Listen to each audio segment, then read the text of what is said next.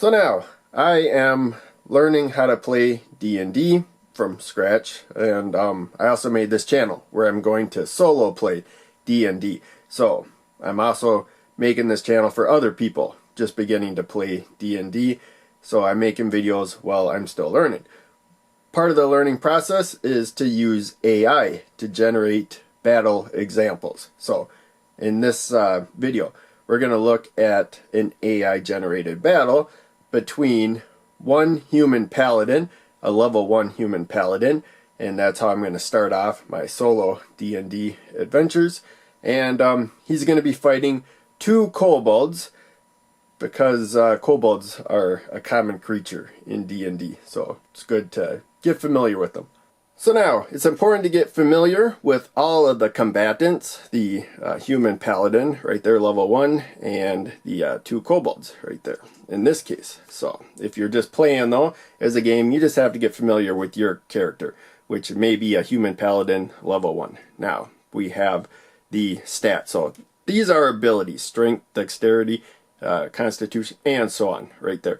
So normally you would roll to get these numbers. They are not assigned though to the ability.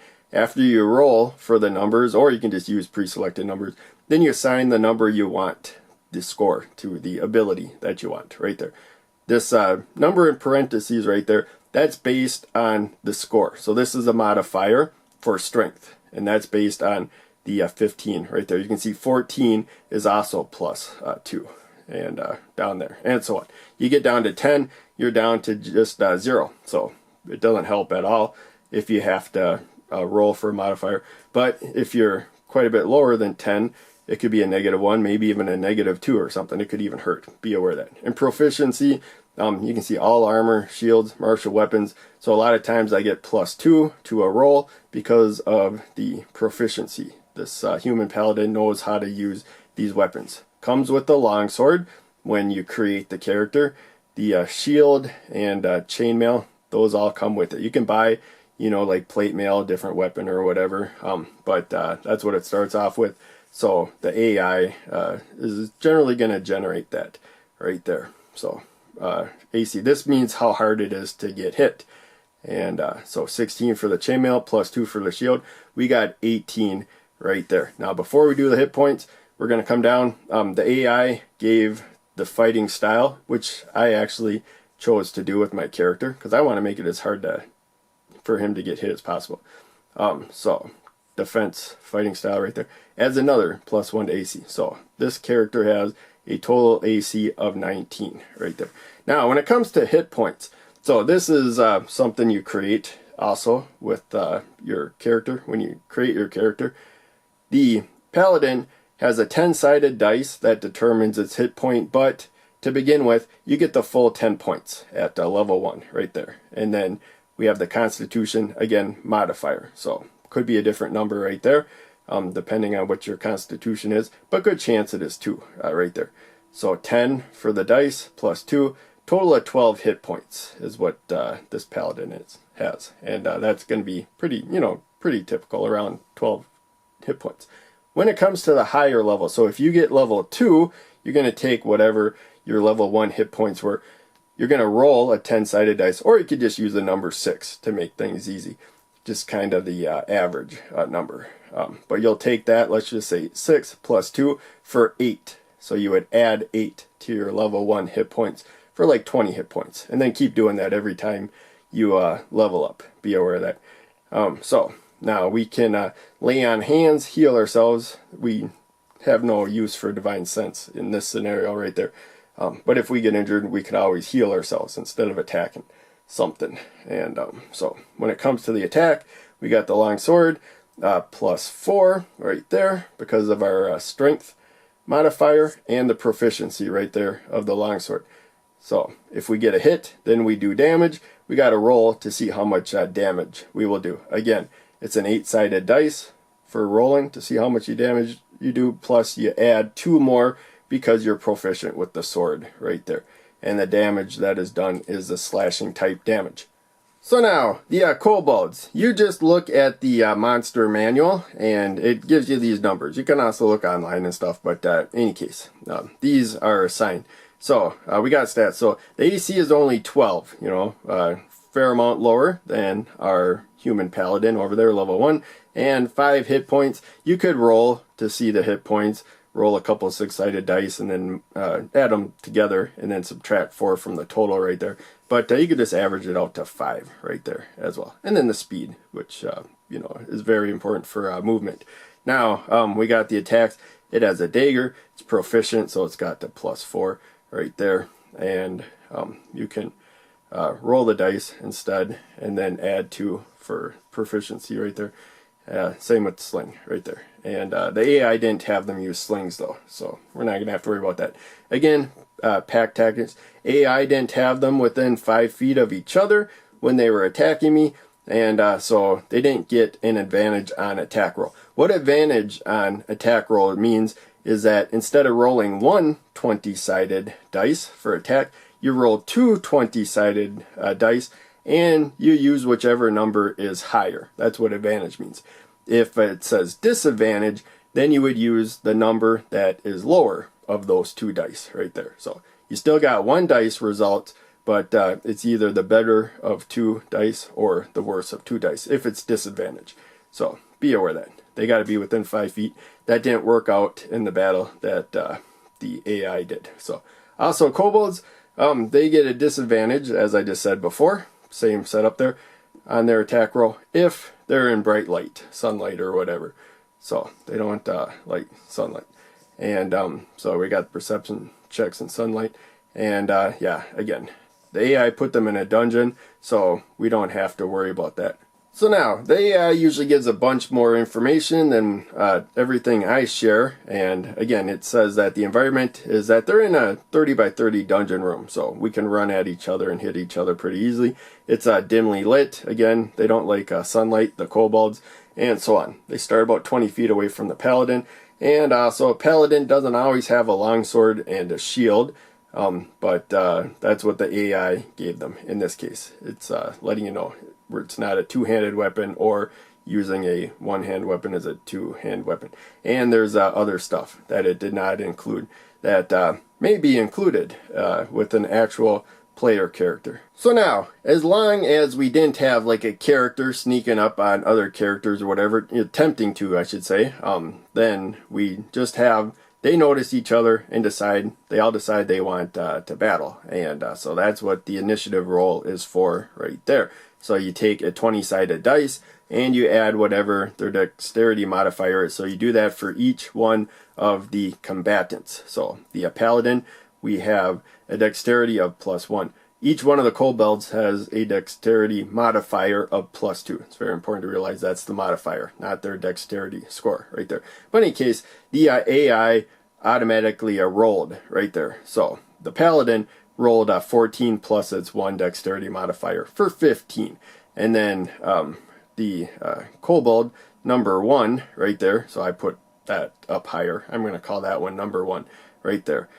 So it rolled an 8 plus 2 dexterity right there, as you can see, for 10. So that's a lower number. So he's going to go after the paladin. And then the kobold number 2, this lower one down here, again, has the dexterity modifier of +2. So it rolled 16 with the 20-sided dice, +2, for a total of 18, which is higher than the 15 of the paladin. So he's going to be able to do his actions first. Paladin will be second, and then the number 1 kobold up there will be last. So now, we got round 1, and everything that happens during round 1 is considered 6 seconds in the game, right there, in game time. It plays out, probably over minutes or whatnot. But in any case, you can move as part of your actions right there, move, and you can also attack, or do something else, part of your action. But they move less than the 30 feet right there, so he can still do something else right there. So the kobold attacks right there. It does not get the advantage where you get to roll 2 dice and use the higher one, because the other kobold is farther away than 5 feet. Be aware of that. So in any case, we got the dice roll plus the 4 right there that we figured out earlier. And the number that you get there has to be higher than the Paladin's AC of 19 right there. So rolled a 20-sided dice right there, and it got 7, and so we got 7 plus the 4 right there for a total of 11 right there. 11 is less than 19, so it was a miss. And now the Kobold is next to the Paladin, so the Paladin can attack him without having to run or whatnot. So the Kobold is all done. We get to do what the Paladin wants to do. So doesn't have to move because the Kobold is next to him. Can go right to attacking the Kobold, at least attempting to. Of course, it has to roll. And so you roll the 20-sided dice. And always remember, if you hit a 20, you hit no matter what. If you hit a 1, you miss no matter what. And it doesn't matter the modifier or the AC of the other creature. But in any case, you roll 20-sided dice, add 4 to that result. Has to be 12 or higher to be a hit. So the AI did a roll, and it gave a 16 right there. Result of 16 for the roll plus 4 for a total of 20. And the AI sometimes writes these results out differently. So be aware of that. Pay close attention. But yeah, it rolled a 16 plus the 4 for a 20. That is higher than 12. We got a hit. So since we got a hit, we get to see how much damage that it caused. So we got the 1 D8. You roll an 8-sided dice, and then add your proficiency, since you know how to use the sword. If you're a paladin right there, the longsword, you get a +2 proficiency based on your character's level. So in any case, what the AI did was it rolled a 6 right there, adding the 2 for the proficiency right there. So that did 8 points of damage. Now the Kobold, you could either kind of roll for the hit points or whatever, but the average is going to be 5. So you can just go with 5. That tends to be what the AI likes to do for them. So all the Kobolds should have about 5 hit points. 5 hit points is less than 8 right there. So he's done for. He gets finished off. And now he's, instead of moving, he's going to, like, run in or something. He's just going to face the other Kobold. That is 20 feet away. Kobold that we call Kobold number 1. So now, Kobold number 1. He does have a sling, but for whatever reason decides to instead charge and attempt to use the dagger on our human paladin right there. So he moves 20 feet, which he can do, and then also attack, which he can also do. Now, he's within 5 feet of his ally, but his ally is no longer with us, right, anymore. So can't use the pack tactics, which would give him an advantage. Again, that means when he's trying to hit, he rolls 2 dice, 20-sided dice, and uses the higher number, but whichever one is higher. But he can't do that. He only gets the 1 dice right there, plus 4 for, and that number has to be higher than the armor class of our human paladin right there, which is somewhat high, 19 right there. And so the AI rolled a 20-sided dice and came up with 12, and then that was plus the proficiencies and whatever of the Kobold. So we got the +4 right there for a total of 16. 16 is lower than 19. Again, if it's equal, then it is a hit. Now, remember, if you roll 20, that's automatically a hit, and if you roll 1, that's automatically a miss. But we didn't get 1 or 20, so we just go by this system right there. So yeah, again, it was a miss, and that's it for round number 1. These two guys are next to each other, and that guy is eliminated. So now, we're in round 2. This would be considered after 6 seconds, after the battle started, to begin with. And that Kobold is, he would go first, but he's no longer with us anymore. So now the Paladin gets to go first, and he just decides to attack. He's got a Kobold right next to him. And so, he has the longsword again that he's going to attack with. So we're going to roll the 20-sided dice, and then he's proficient with the longsword plus his strength modifier for 4 right there. That number has to be higher than the armor class of the Kobold. So the Kobold's not wearing armor, but he's got like tougher skin than a human or whatever. So that determines his armor class right there. But in any case, the AI rolled the dice, and it actually got 19, quite high right there, plus those modifiers that we talked about before, for total, for a 23 right there. So that is definitely a lot higher than 12. And again, always remember, If you get a 20, it's automatically a hit. If you roll a 1, it's automatically a miss, no matter what else you got going on. And so now, we got that hit. So I'll slide these down so we still get the visual right there. So he hit the kobold right there. So again, damage for the longsword is 8. Dice roll of 8 right there. Unless you want to just keep going to 5 all the time or something. But you know, might as well roll the dice. And then you add 2 because he's proficient with the longsword as well. So the AI rolled and got a 4, which you know is in the middle range. That's to kind of be expected right there.